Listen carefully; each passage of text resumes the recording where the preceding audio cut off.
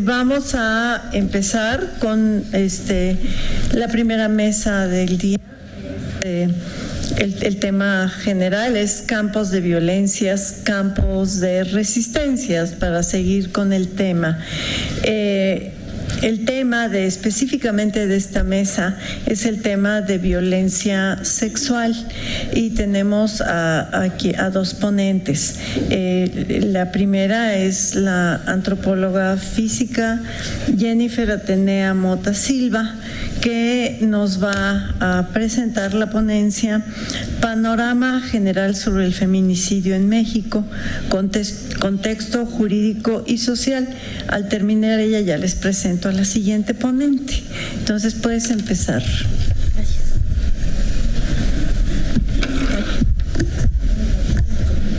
Bien, pues como ya lo mencionó la doctora Noemí, yo les voy a presentar un panorama general sobre el feminicidio en México y voy a abarcar como varios aspectos pues a grandes rasgos. Siguiente. Bueno, voy a comenzar hablándoles un poco de cómo se desarrolló en la frontera norte de México un ambiente hostil para la vida de las mujeres. Bueno, pues en 1919 se elabora la 18ª enmienda a la Constitución de Estados Unidos de 1917. Esta da lugar a la Ley Seca. Esta Ley Seca prohibió en Estados Unidos la producción, distribución, venta, exportación e importación de bebidas alcohólicas, lo que da lugar bueno, esta ley seca, en lugar de traer como prosperidad y paz a la nación vecina, trajo más bien un ambiente de violencia, miedo y muerte en esta nación vecina. Estos efectos de violencia rebasaron estos límites de Estados Unidos y México, traspasando ya la frontera norte de México, adquiriendo unas dimensiones magnificadas en esta frontera, en donde las ciudades fronterizas, en algunas ciudades fronterizas como lo que son Tijuana y Ciudad Juárez, se crearon espacios o fueron espacios ya en este ambiente de la ley seca para evadir estas prohibiciones que había en Estados Unidos. Entonces, estas ciudades ya se convirtieron en sitios de diversión con actividades prohibidas ilimitadas que estaban en Estados Unidos, como el consumo de alcohol, por ejemplo, carreras de perros o caballos, peleas de perros o caballos. Y entonces, pues, lo que generó que día a día miles de estadounidenses cruzaran la frontera mexicana para venir a divertirse, ¿no? A hacer todo lo que no podían hacer en Estados Unidos. Con esto, pues prolifera los prostíbulos, la prostitución, cantinas, billares y bueno, todas estas cosas que no podían hacer allá. La siguiente, por favor. Bueno, entonces también junto con esto viene la Segunda Guerra Mundial en Estados Unidos, bueno, en donde participa Estados Unidos, y pues Estados Unidos y México elaboran un programa de contratación temporal de trabajadores migratorios mexicanos llamado Programa Bracero. Con él aumentó el desplazamiento de mexicanos y mexicanas hacia la frontera norte de México para ir a laborar a Estados Unidos. Y bueno, esto fue porque había una escasez de trabajadores de Estados Unidos debido a esta Segunda Guerra, puesto que ellos tenían que ir en las Fuerzas Armadas a trabajar, y entonces Estados Unidos se quedó sin fuerza laboral de trabajo. Entonces por eso se crea este programa en donde los mexicanos van y trabajan a Estados Unidos y pues ellos podían acceder fácilmente a trabajar allá en Estados Unidos. En 1954 comienza una operación llamada Espalda Mojada, en donde esta operación es impulsada por sentimientos xenófobos. Es una campaña de captura y deportación masiva de mexicanos indocumentados, quienes fueron expulsados a las ciudades de la frontera norte de México, donde se capturaban y deportaban y se quedaban aquí varados en la frontera norte de México, en ciudades como Tijuana y Ciudad Juárez, porque ya no tenían manera de regresar a Estados Unidos, pero tampoco tenían manera de regresar a sus lugares de origen. Entonces se quedaban varados ahí en la frontera norte de México, obviamente ya tampoco con un empleo, ¿no? En 1964 se cancela este programa Bracero, provocando estos problemas sociales, como la población ya desmesurada en estas ciudades fronterizas, ya también un gran desempleo porque ya no había cómo subsidiar estos problemas sociales que había en la frontera norte de México. Y bueno, pues entonces para dar para hacer frente a este escenario conflictivo, lo que hace México es crear el programa de industrialización fronterizo, con el cual comienza la instalación de máquinas de ensamble en México, mejor conocidas como las industrias maquiladoras. Siguiente, por favor. Siguiente, por favor. Ahí está bien. Bueno, entonces, pues esta migración intensa y la mala planeación generaron graves problemas urbanos como deficiencias notables en la infraestructura y servicios, elementos que participaron en la amplificación de los escenarios de riesgo. Creció la prostitución, el genocidio, la venta de drogas y con ello la cantidad de mujeres vulnerables, abusadas y explotadas, debido a que, pues bueno, ya también la mayoría de las personas que laboraban en la maquila, pues eran mujeres.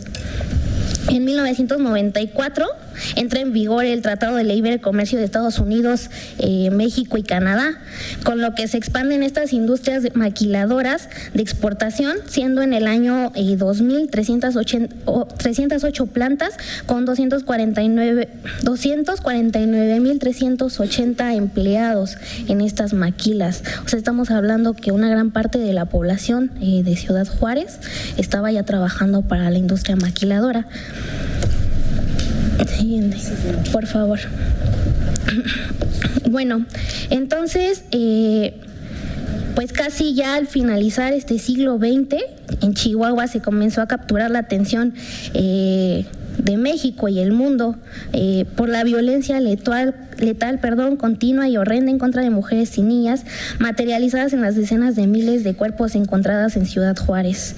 Es en el año de 1993, en la ciudad de Chihuahua, en donde se denuncia una forma específica de violencia contra las mujeres que habían sido forzosamente desaparecidas, torturadas, mutiladas, violentadas sexualmente y asesinadas a partir de esta creación de este ambiente hostil para ellas, a partir de la ley seca, ¿no? O sea, estamos viendo cómo todo viene como de algo más allá del panorama actual, ¿no?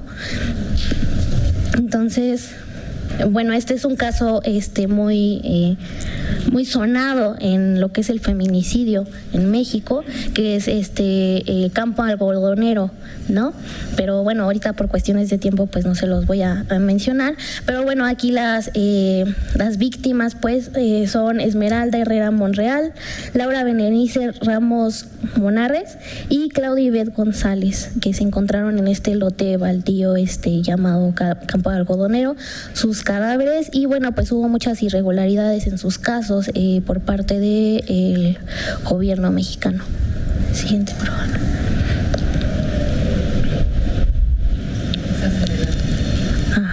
Hacia atrás.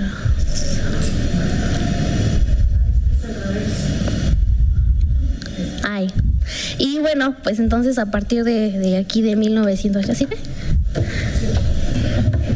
1993, pues empieza a conceptualizar lo que es el feminicidio. Entonces, bueno, Marcela Lagarde de los Ríos menciona que el feminicidio es una de las formas extremas de violencia de género. Está formado por el conjunto de hechos violentos misóginos contra las mujeres que implican la violación de sus derechos humanos, atentan contra su seguridad y ponen en riesgo su vida. Culmina en el asesinato de algunas mujeres y niñas. Este concepto, bueno, ella lo retoma de femicide, de Jill Radford, que elaboran este concepto de femicide, pero bueno, Marcela Lagarde menciona que este concepto no abarca estos homicidios letales en contra de las mujeres y violentos en contra de las mujeres. Entonces ella por eso retoma el concepto y ella pone en el suyo todas estas formas extremas de violencia en contra de las mujeres, lo que hace pues el feminicidio lo que es la razón de género, ¿no? Por ser mujeres. Siguiente, por favor. Sí, yo, ¿verdad? Discúlpenme. Bien, entonces, bueno, a partir de 1993 que se tiene esta visibilización de la violencia en Ciudad Juárez, ahí donde comienza de la violencia feminicida en México, bueno, pues yo elaboré lo que son las tasas de defunciones femeninas por homicidio según año de ocurrencia en México, y las elaboré desde el año 2000 al 2015, ¿no? Aquí podemos ver, bueno, una tasa quiere decir que por cada 100,000 mujeres mueren, ahí en el caso del año 2000, murieron 2.6 mujeres y así. Entonces, bueno, podemos ver que en el año 2007, curiosamente donde empieza su mandato el anterior presidente Felipe Calderón, hay un gran incremento en lo que son las defunciones femeninas por homicidio, y posteriormente en 2012, donde entra pues nuestro actual presidente, también hay un incremento que ya va disminuyendo en los años siguientes, de 2013 a 2015, que es la más actualizada a los datos, pero aún así pues es una tasa bastante elevada y donde realmente no se ve un cambio radical en lo que es pues la protección a la mujer y a sus derechos humanos. Siguiente, por favor. Ay, que sí, es que se me olvida ya. Y bueno, aquí son las tasas de defunciones por homicidio de mujeres entre 15 y 49 años por estado en el año 2015 que se tienen registradas. De 15 y 49 años las tomo porque son los rangos de edad en donde hay mayores defunciones femeninas. Entre 15 y 49 años en estas edades se presentan. Y bueno, pues podemos ver que ahora el estado de Guerrero es el que lleva la delantera con una tasa de 18.9 defunciones femeninas. Y bueno, pues ya Chihuahua se encuentra en la cuarta posición, más de arriba hacia abajo, y pues ya el Estado de México, ¿no? Pero estamos viendo que pues realmente los estados, no sé, para el año 2013, por ejemplo, estaba Chihuahua arriba, era el primer estado de la República con mayor cantidad de feminicidios, o bueno, homicidios de mujeres en este caso, y bueno, ahora pues ya es el estado de Guerrero.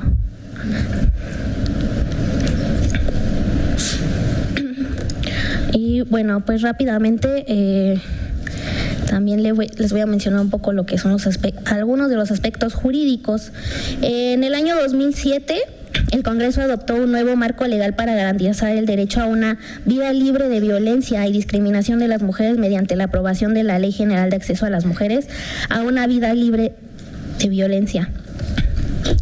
Esta ley tiene por objetivo prevenir, sancionar y erradicar la violencia contra las mujeres, así como los principios y modalidades para garantizar su acceso a una vida libre de violencia que favorezcan su desarrollo y bienestar conforme a los principios de igualdad y de no discriminación, así como para garantizar la democracia, el desarrollo integral y sustentable que fortalezca la soberanía, y ya no alcanzo a ver lo demás, pero lo que sigue. Y bueno, entonces esta ley tiene un apartado que es el capítulo 5, que es de la violencia feminicida y de la alerta de violencia de género. Esta alerta de violencia de género, en su artículo 22, menciona que es el conjunto de acciones gubernamentales de emergencia para enfrentar y erradicar la violencia feminicida en un territorio determinado, ya sea ejercida por individuos o por la propia comunidad. Además, también menciona esta ley en el apartado 6 de las órdenes de protección. Estas órdenes son actos de protección y de urgente aplicación, en función del interés superior de la víctima y son fundamentalmente precautarias y cautelares. Deberán otorgarse por la autoridad competente inmediatamente que conozcan los hechos, probablemente constitutivas de infracciones o delitos que impliquen violencia contra las mujeres. Básicamente, estos dos apartados de esta ley pues son para la atención a esta violencia contra la mujer en los estados. Sin embargo, su aplicación pues realmente no se ha podido dar porque implican varios problemas para el estado. Por ejemplo, si un estado pide una alerta de género, esto quiere decir que entonces que el Estado es incompetente para poder dar solución a un problema de esta magnitud que es la violencia letal en contra de las mujeres. Entonces, pues obviamente no conviene al Estado como pues aceptar y reconocer que hay un problema de tal magnitud en su entidad, ¿no? Entonces, por eso las alertas de género realmente no dan más allá, además de la demanda que se da por parte de las asociaciones civiles o la población en general, que son quienes pueden solicitarla. Y bueno, pues las órdenes de protección ya sería después de que se declara como la alerta de género, pues son pues justo eso, lo que hacen es proteger a la comunidad, pero pues si no hay una alerta no hay tampoco una orden de protección. Ya lo apagué. Ahí está.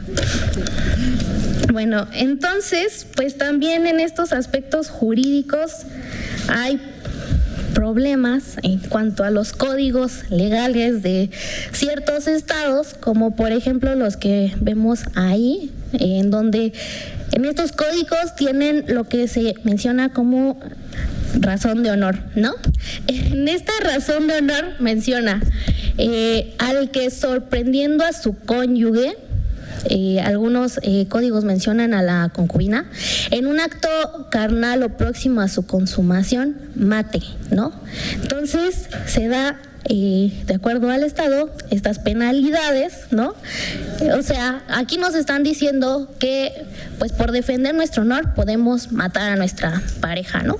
Porque pues cómo es posible que va a humillarme a mí, ¿no? Entonces nos permiten estos estados hacer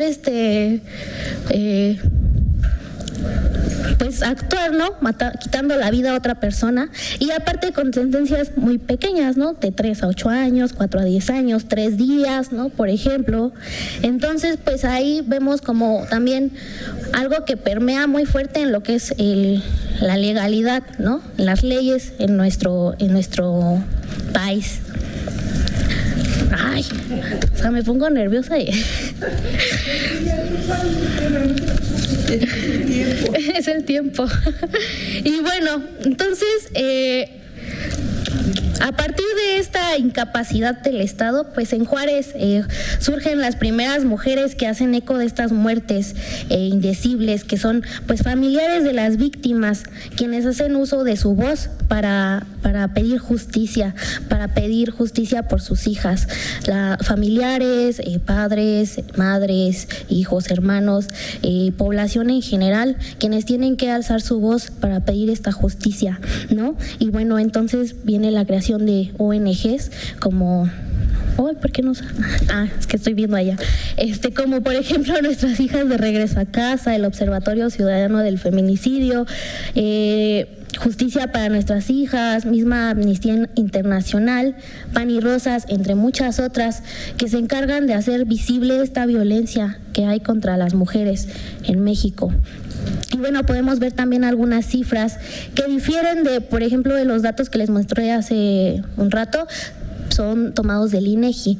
Estas son fuentes de estas organizaciones que ellas mencionan que, por ejemplo, cada semana en México son asesinadas más de 43 mujeres y así cada una de ellas menciona una cifra, ¿no? Entonces podemos, pues realmente estas organizaciones, pues lo que hacen es ellos ponerse a contabilizar por su propia cuenta y pues de ahí sacar algunas cifras y estadísticas acerca de las defunciones.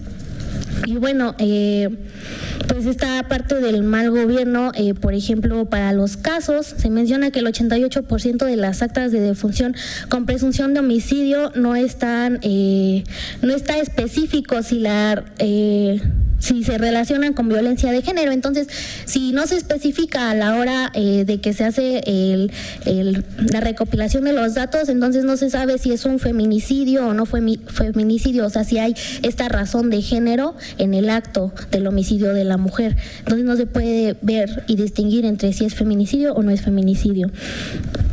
Bueno, el Poder Legislativo ha incumplido en el papel en cuanto a órgano supervisor en la actuación de las instituciones respecto a la creación de políticas de género. No ha atendido la prevención de los diferentes tipos y modos de violencia que han enfrentado las mujeres y, bueno, ya aquí me voy a saltar porque si no, ya no termino. Y, bueno, ya mis reflexiones finales, pues podemos ver que hasta el día de hoy no hay un consenso en cuanto al número de mujeres asesinadas y desaparecidas ni en Juárez ni en México, ni en el resto del país. Las cifras arrojadas por los organismos gubernamentales, como en este caso el INEGI que les presenté, difieren de las que presentan las organizaciones no gubernamentales, asociaciones civiles y los reportes familiares. Este tema de la inseguridad ciudadana ha puesto de manifiesto la descomposición y la debilidad del aparato mexicano para dar respuesta a las personas afectadas. Y bueno, la sociedad pues entonces se ha tenido que movilizar ante la incapacidad de este Estado para hacerse cargo de esta situación que está viviendo el país y pues también para aceptar su responsabilidad que tiene en estos hechos tan lamentables que estamos viviendo actualmente. Pues sería todo.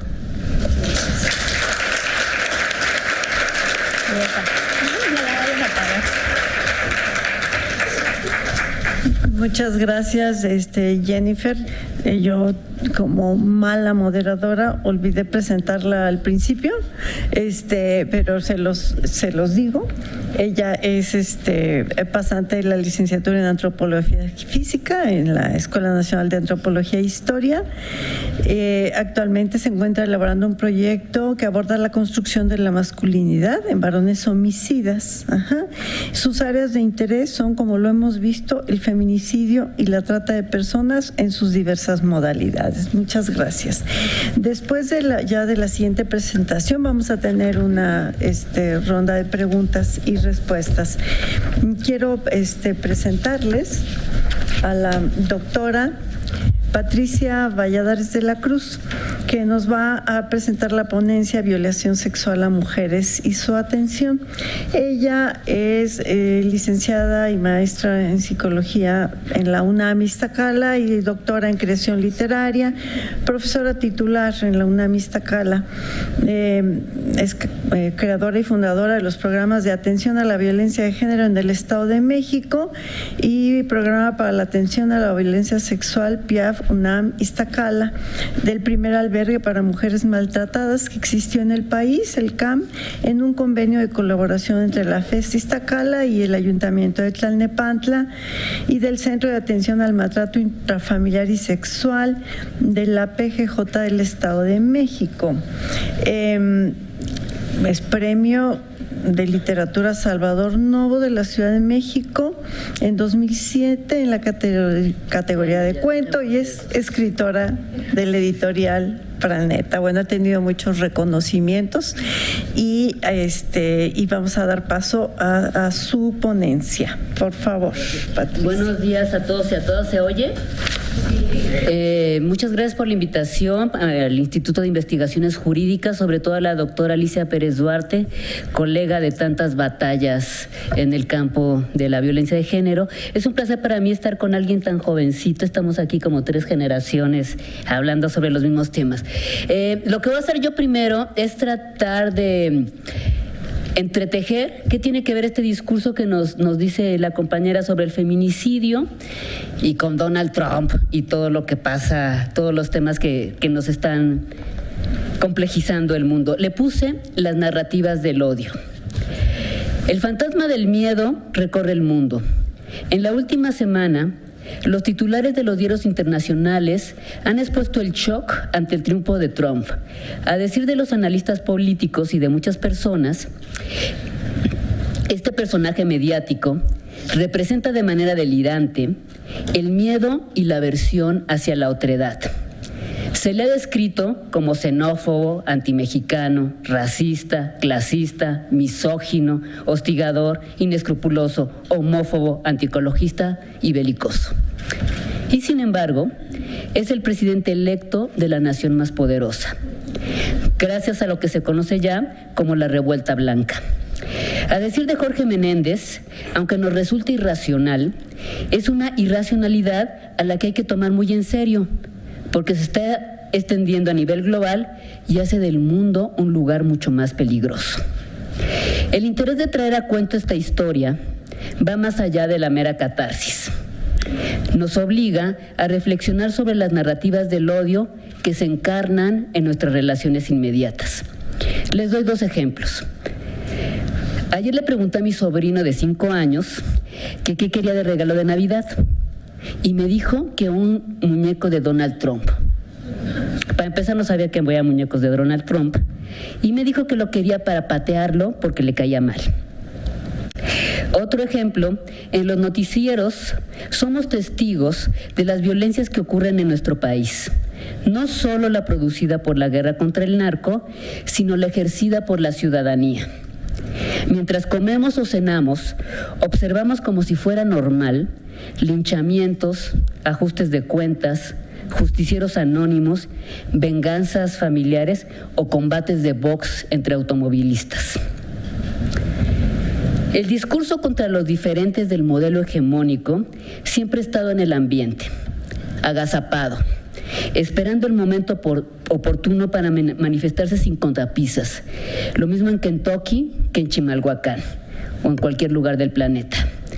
La violencia es el odio consumado. En este mismo sentido, el odio hacia las mujeres es uno de los prejuicios más antiguos, en donde se considera, voy a simplificar, que las mujeres somos el origen del mal y del desorden social. Hace unos días hubo una serie de manifestaciones de protesta contra los feminicidios y lo que se conoce ahora como transfeminicidios en varios países de América Latina, convocados por el hashtag Ni Una Menos. En ese contexto, me llamó mucho la atención un experto comunicólogo en género argentino, Tiago Obligado, que escribió casi una declaración de principios de lo que es la masculinidad violenta que no deja de resonarme en la cabeza. Y se llama ¿Por qué los hombres matamos a las mujeres?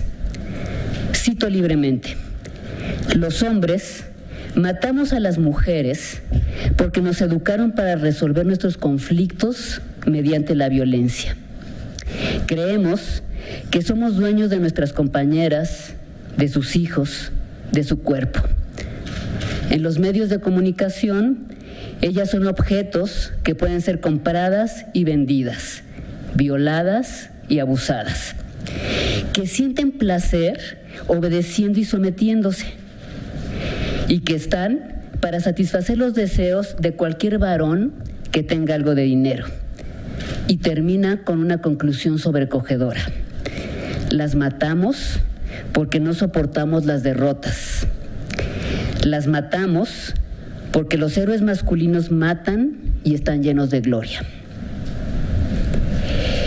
El interés de entretejer estas citas es evidentemente cómo estos discursos de odio afectan en mayor medida a las mujeres que están en desventaja social, ya sean las mujeres, los infantes, los enfermos, los pobres, los indígenas, entre otros.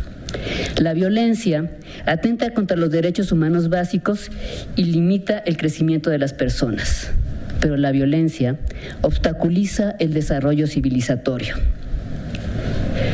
Sabemos que cualquier persona, sin importar su sexo, puede sufrir o incurrir en actos violentos. Sin embargo, son las niñas, las jóvenes y las mujeres las principales víctimas. Y desafortunadamente, el 33% de los delitos son cometidos por jóvenes, la mayoría sin esperanzas. Pero nadie nace delincuente. ¿Cómo fue que llegamos hasta aquí? ¿Qué es lo que estamos haciendo mal como sociedad? Se estima que en este país ocurren 7 feminicidios al día, y estoy de acuerdo contigo que hay una danza de cifras que nunca sabemos bien a bien cuántos son. Se estiman 7 feminicidios al día, el 70% de las mujeres sufrirán violencia de pareja y el 40% de los estudiantes sufren acoso sexual escolar. Y ojo, el 60% de los menores de 14 años son maltratados como un método recurrente de disciplina. La trata de personas con fines de explotación sexual es el negocio más redituable del mundo y nuestros jóvenes son la población en riesgo. El problema, pienso, es que hemos normalizado la violencia como un estilo de relación. Como diría Sabina, perdón por la tristeza. Pero no todos son números rojos. El Estado mexicano ha implementado diversas políticas públicas para la erradicación de la violencia contra las mujeres.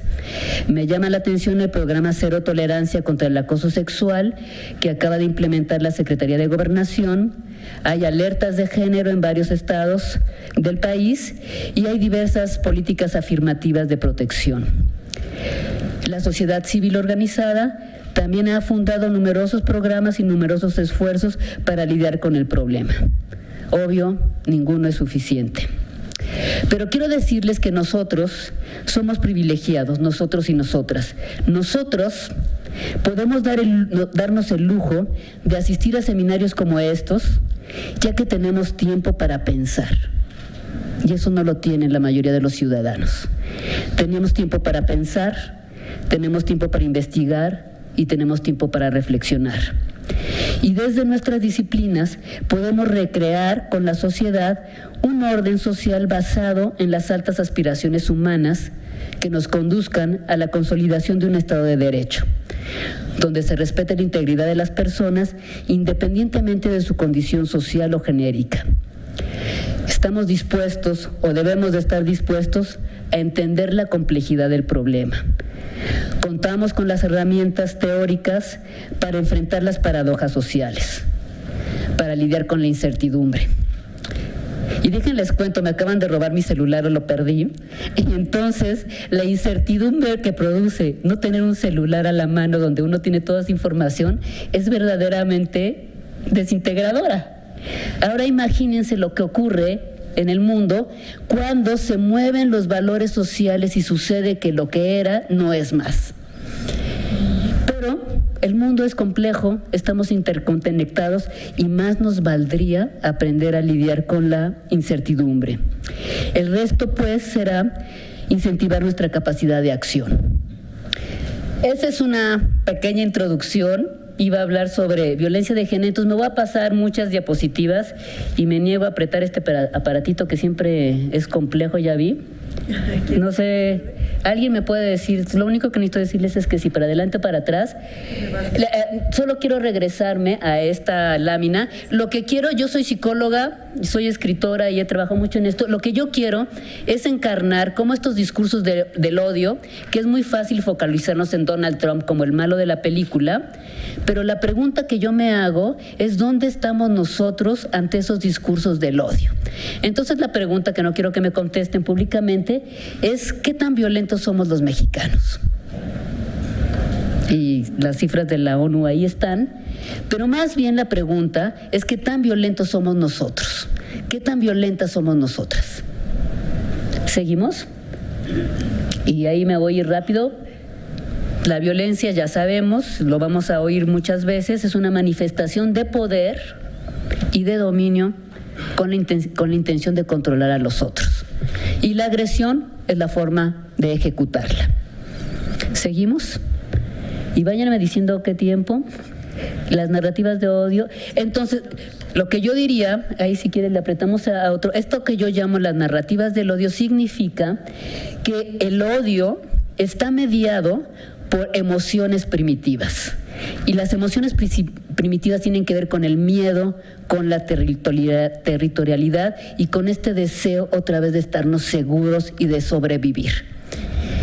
Pero el otro factor, además de estas emociones primitivas que están en nuestro cerebro reptiliano, están todas estas ideas y de prejuicios que apelan a un orden social, al establishment, donde, decía mi madre, que es muy sabia, decía, es que antes el mundo era mucho más fácil, era muy claro, los hombres hacían esto y las mujeres hacían esto, y así funcionábamos. Estas ideas tradicionales de que eso era el orden, sucede que ya no son más. El mundo se fue complejizando y entonces esos discursos rígidos ya no funcionan en sociedades complejas. Y la otra cosa que me interesa del discurso de Trump, pero es el discurso de todos nosotros, y baste ver las encuestas de discriminación en México, que hay una suerte de aversión hacia la otredad. El otro, ya sea mujer, gay, transgénero, lo que sea, representa un peligro para mi seguridad y mi orden familiar y social. Y entonces, esta mezcla de cerebro primitivo, de emociones primarias, de prejuicios, en una sociedad donde se justifica la violencia, lógicamente nos va a llevar a la violencia.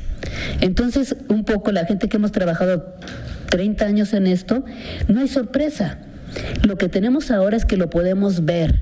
Lo que nos demuestra Trump es que ese discurso de odio estaba ahí, mezclado en muchos ciudadanos, no solo norteamericanos, sino de todo el mundo. ¿Seguimos? Entonces me voy a ir hasta el final, porque ya no voy a ampliar, sino quiero ver qué podemos hacer para tratar de lidiar con este asunto. Está lo de las leyes, voy a irme casi hasta el final donde dice repensemos la violencia.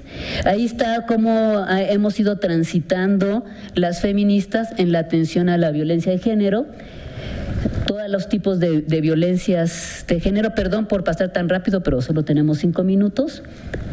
Lo que dicen los investigadores desde 1977 es esto, era lo que les decía, para agredir, si quieren nos regresamos un poquito, porque esa es una gráfica muy interesante. Lo que decían desde 1977 los especialistas en la violencia es que para agredir se necesita varias cosas. El número 1, que era lo que este discurso de odio, se necesita tener prejuicios, creencias, valores que se van formando en el proceso de socialización, en el famoso hecho del entrenamiento estereotipado de lo que es ser hombre y lo que es ser mujer. Pero no alcanza con el prejuicio, hay que tener la oportunidad para agredir, hay que tener la capacidad para hacerlo.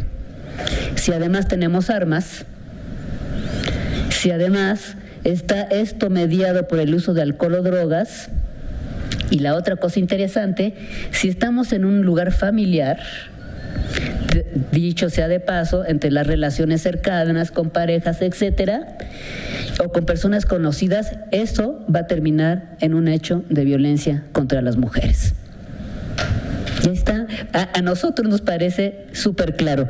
Quiero decirles que yo tengo 30 años trabajando en el tema, la siguiente diapositiva, en la UNAM, en Iztacala, en la hermana República de Tlalnepantla, tenemos un programa que funciona desde hace 28 años donde nos ha pasado de todo, desde perseguir delincuentes inocentemente hasta hacer políticas públicas, y me voy a ir hasta el final.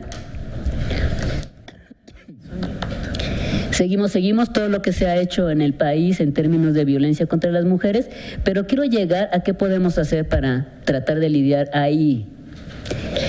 ¿Ahí te lo dejo? No, pues vamos a la siguiente, que eso fue lo que yo les dije en mi presentación. Yo creo que el problema de atender a la violencia sexual y a la violencia mal llamada de género, que es violencia de género contra las mujeres, es que hemos cometido varias irregularidades. El primero, yo creo que tenemos problemas teóricos metodológicos que resolver. El primer problema es hacerlo simplista. Hay una crítica que parecería ser que hay un complot de los hombres contra las mujeres y los hombres quieren matar a las mujeres por locas o lo que sea, y las mujeres somos frágiles y buenas y vulnerables. Este discurso es el origen de la violencia, es mucho más complejo del vínculo entre hombres y mujeres de manera social. Segundo, lo que ha pasado, y es lógico que haya pasado, es que lo que ha ocurrido en las políticas públicas es que nos hemos dedicado a resolver lo urgente y lo inmediato, que era el caso de resolver la atención a las víctimas, de cómo crear sistemas, etcétera, etcétera, pero no hemos llegado a la raíz del problema. La otra cosa interesante, y ya me queda un minuto, es que el error que hemos cometido es criminalizar un fenómeno social. Criminalizar significa considerar que el eje de la violencia contra las mujeres está en un sujeto psicópata, malvado o enfermo que decide matar a su mujer por crímenes de odio, ¿no? Porque su mujer se acostó con otro. El problema no es de ese sujeto en lo particular. El problema es cómo las condiciones sociales permiten que esos hechos ocurran y que además exista impunidad. Los datos que yo traía también refieren que el 95% de los agresores sexuales están libres. Están libres y lo van a volver a hacer. El mensaje a la comunidad es que la impunidad está aquí y parece que no la podemos combatir. Seguimos y con eso me callo. O la otra cosa que es muy fantasiosa es pensar que los malos son asesinos seriales y que entonces que nos encanta a la gente que nos gusta la criminología cómo cambiarles la mente, pero el problema no son los asesinos seriales, el problema son las personas con las que nos relacionamos cotidianamente, el papá, el padrastro, el amigo, mi primo, mi hermano, etcétera, y cómo estas ideas misóginas son ideas que no están ancladas en un cuerpo de hombre o en un cuerpo de mujer. Están anclados en cada uno de nosotros y estarán dispuestas a salir cuando tengamos la oportunidad de hacerlo. Muchas gracias, con eso termino.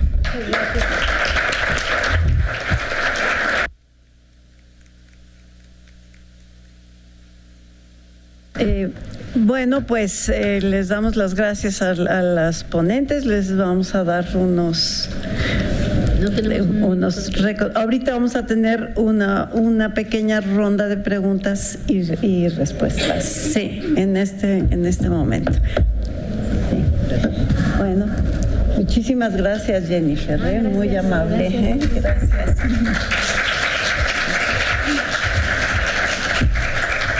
Muchas gracias. Gracias.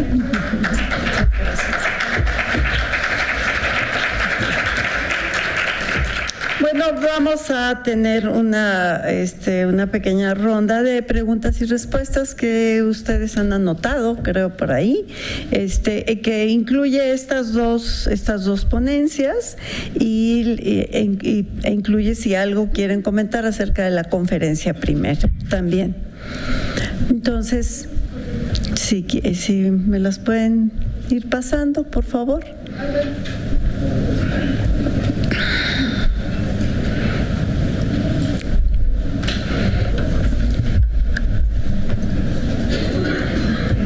Muy bien. El tiempo nunca alcanza. Es que es un poquito. Pues quedan 20 minutos para cada quien. Pues es muy poquito. Muchas cosas siempre que tiene uno que decir. Pero bueno.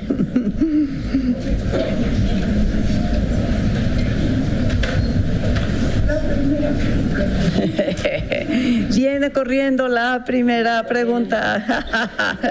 Muchas gracias. favor, la diferencia entre feminicidio y homicidio. ¿Quién la quiere contestar? La compañera. ¿Tú, Jennifer? A ver, ¿cuál es la diferencia? Si le aclaras, por favor. Ah, sí suena. Bueno, básicamente la diferencia radica en esto que les mencionaba de la razón de género, ¿no? En el feminicidio tiene que verse esta razón de género. ¿Qué quiere decir la razón de género? El que se haya matado a una mujer por el hecho de ser mujer, es decir, por lo que representa, ¿no? Este ser mujer, o por esta feminidad, por toda esta construcción social de lo que es una mujer. Esto es lo que hace al feminicidio ser un feminicidio, la razón de género. El homicidio por el hecho de ser mujer. Por ejemplo, puedo mencionar para diferenciar con el homicidio, pues hace unos años, me parece, en una joyería, ¿no? Aquí en Periférico, asaltan la joyería. Y bueno, los asaltantes agarran y pues disparan, y pues en los disparos va uno dirigido a una mujer y se muere, ¿no? Este asesinato el homicida no la mató porque era mujer, sino simplemente estaba ahí en ese lugar y le tocó un balazo a la mujer, ¿no? En cambio, un feminicidio, o sea, yo ya te estoy matando porque te considero alguien inferior, por ejemplo, ¿no? Alguien vulnerable, alguien diferente a mí, lo que mencionaba la compañera Patricia, un otro, ¿no? Al considerarte yo como un otro, eres alguien que no eres como yo, no eres semejante, ¿no? Entonces, esto es lo que hace al feminicidio ser un feminicidio, ¿no? La razón de género, de ser mujer, ¿no? Muchas gracias. Ahora unas preguntas para la doctora Valladares. La primera pregunta es: ¿somos las mujeres culpables de la posición en la que nos encontramos? Y la segunda, ¿cómo combatir la violencia de género? Precisamente, aceptemos la complejidad del fenómeno. No podemos decir que las mujeres son culpables de la posición en la que nos encontramos, como tampoco los hombres son culpables de que ocurran estas cosas. Lo que ocurre, y es algo que ya seguramente van a ver durante todo el seminario, es este sistema social llamado sistema patriarcal o sistema sexo-género, donde hay marcadas diferencias entre lo que es ser hombre y mujer, y hay expectativas y socialización de esta manera diferente. Una pregunta que siempre hacen en todos los foros, que las feministas debatimos mucho, es que siempre nos dicen: la verdad, las mujeres tienen la culpa de todo porque ellas son las que educan a machos. Entonces, ¿para qué educan machos y luego se quejan? Y otra vez es sobresimplificar el problema. La educación nosotros la recibimos de nuestra madre, de nuestra padre, de la iglesia, de la televisión, de la escuela, etcétera. Entonces, todo el tiempo basta ver este evento y ver por qué hay más mujeres que hombres, y si preguntamos por qué, vamos a llegar a las razones. Entonces, la educación es responsabilidad de todo. Pero algo que ya no terminé de decir, si somos culpables o no, lo que yo sí creo es que las relaciones, estas ideas teóricas del sistema sexo-género se encarnan en las personas. Y yo creo que si hay un problema, si un hombre... El problema es que no vamos con una visión crítica frente al mundo. Entonces, yo siempre les pregunto a los hombres: ¿cómo deben ser los hombres? Después de todo un debate, feos, fuertes y formales, ¿no? Por sobresimplificar. ¿Y cómo deben ser las mujeres? Buenas, bonitas y baratas. Se oye gracioso, pero no es gracioso, ¿no? Buenas, porque lo principal que deben ser las mujeres, ser buenas ante el todo. Bonitas, que es la manera que tenemos de intercambiarnos en el mercado de la carne, dicen los tratantes. Y baratas, porque además no debemos tener otras pretensiones. Esos discursos, si nosotros los tomamos de manera no crítica, andamos repitiendo esos patrones y automáticamente. Yo lo que sí creo, y lo dice Judith Butler, es que la violencia es un hecho performativo, es algo que ejecutamos. Si las mujeres andamos por la vida sintiéndonos frágiles, débiles y vulnerables, sin ninguna capacidad de acción, pues no tenemos ninguna capacidad de acción. Precisamente todo este discurso del odio es preguntarnos aquí y ahora cuál es la capacidad de acción que tenemos ante una política globalizada de ultraderecha. Seguramente no nos vamos a sentar a llorar. Algo se nos va a ocurrir. Seguramente las mujeres podemos hacer 20 cosas más efectivas que quedarnos como víctimas pobres de la sociedad, ¿no? Y ir más allá de esos dichos de pobrecita. Es que les pregunto, cuando preguntamos, les pregunto a ustedes, ¿qué quieren tener si van a tener un hijo, un niño o una niña? Y entonces casi invariablemente van a decir, ¿qué niño? Porque las niñas sufren tanto. Y entonces hay una idea donde uno sufre por tener un cuerpo femenino. No, sufrimos por las condiciones sociales en las que nos metemos. ¿Cómo cambiar el asunto? Hay muchas maneras de cambiar, pero la primera es tener una posición crítica frente al mundo y cuestionar una y otra vez nuestra vida cotidiana. Dice, ¿cuáles son las cuestiones importantes que deberían de atender la política pública? Quiero decirles, y eso sí me parece importante, en el PIAF, nuestro programa universitario que estamos en Tlalnepantla, en el Estado de México, la UNAM fue el lugar que permitió transitar de la investigación universitaria a volverse políticas públicas. Gracias al modelo de la universidad, del PIAF, que era somos 3 cubículos, no crean que tenemos toda la lana del mundo. Gracias a eso se creó en el Estado de México el primer albergue para mujeres maltratadas, después todo el sistema de atención en las procuradurías, de atención a la violencia de género, un refugio, y todos esos programas siguen funcionando. Esto quiere decir salir de la universidad para hacer políticas públicas. Y por supuesto, donde sigue mucho que trabajar es en la parte de la masculinidad. Y otra cosa, pensando en la visión de género y los feminicidios, a mí me tocó trabajar que en el caso de Ciudad Juárez, en la Cámara de Diputados, yo sí creo que hay una visión de género y una visión femenina de cómo recrear la realidad. Y hay muchos ejemplos de eso. Si vemos a un periodista hombre con perspectiva tradicional, cuando matan a una mujer, entonces la matan y la foto que vemos es una mujer con los pechos de fuera, la ropa interior bajada, y eso que vemos ahí es una segunda violentación y es hacer una apología de la violencia. Ustedes párense en los puestos de periódicos y lo que vemos son nalgas, etcétera, etcétera, y eso hay una suerte de perversa entre el placer, entre la violencia y la objetivización de las mujeres. En esta declaración que leí del investigador, y ya me voy a callar, me llamó muchísimo la atención porque eso sí no lo había oído o no lo había pensado, donde los violentos dicen, es que saben que a las mujeres les gusta someterse, disfrutan obedeciendo. Y eso es un pensamiento que viene traído desde la pornografía en su parte más rudimentaria, donde las otras están para el servicio sexual de los otros. Tú pagas, tú tienes. Y esa normalización del cuerpo de las mujeres está en la prensa y está cuando vemos las noticias. Cuando le preguntamos a una periodista en género y encuentra un feminicidio, las mujeres tienen, o sea, lo que sienten es una suerte de conmiseración de género, de ver esa mujer que fue tratada de esa manera. Entonces yo creo que lo que tiene que cambiar es esa normalización de la violencia que nos hace pensar que las mujeres están ahí para quien pueda comprar. Las mujeres y los niños, y la trata de personas es una de las cosas más terribles que ahora, hablando de feminicidios, fíjense, y ahorita que decías el ejemplo de la joyería, que es perfecto, o sea, si alguien llega aquí un loquito y dispara, no iba a ser un crimen de género. Quizás sí, porque habemos más mujeres que hombres,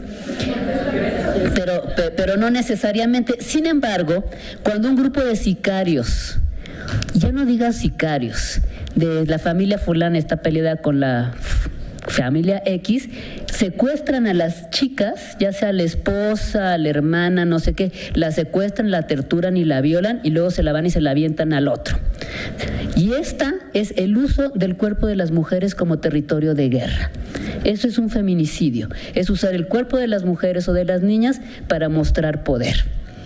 Eso es feminicidio. Hay muchas preguntas que tiene la doctora Valladares. Yo los y las invito a que al finalizar se las hagan personalmente. Solamente le vamos a dar un espacio también a Jennifer, porque hay algunos específicamente para ella. Ajá. Bueno, pues me pusieron unas muy complicadas, pero bueno, vamos a empezar. Primero con las del qué problemas me he enfrentado en el trabajo de campo. Bueno, ahorita realmente es en un proyecto que estoy elaborando y en conjunto con la profesora Sherezada, en un proyecto que estoy haciendo sobre la construcción de masculinidad en estos homicidas de mujeres. Homicidas de mujeres porque, bueno, también es complicado como encontrar casos de feminicidas, ¿no? Bueno, sentenciados por feminicidio, pues, ¿no? En el reclusorio. Y bueno, pues el principal problema es algo como chistoso porque pues justo radica en que pues soy mujer, ¿no? Y quiero entrevistar a varones. Entonces, pues sí me he enfrentado como a críticas, por ejemplo, en cuanto a esto, ¿no? ¿Cómo me atrevo, ¿no? A querer enfrentarme con sujetos que han pues asesinado a una mujer, yo siendo mujer, ¿no? Pero pues creo que pues al final de cuentas es la violencia y nosotros tenemos que enfrentarlo, ¿no? Tenemos que dar cuenta de lo que está pasando y entender a este otro, ¿no? Que es el varón, ¿no? Entender a este homicida, a este sujeto y pues es que como decimos, ¿no? Pues realmente si no entendemos, no podemos culpabilizar únicamente a este sujeto, ¿no? Si no entendemos su actuar, ¿cómo podemos pretender querer ayudar en la solución de estos homicidios, ¿no? De esta violencia, ¿cómo pretendemos entender la violencia sin entender esta otra parte de la violencia, ¿no? El ejecutor, por ejemplo. Entonces ese es un problema en el trabajo de campo, por ejemplo.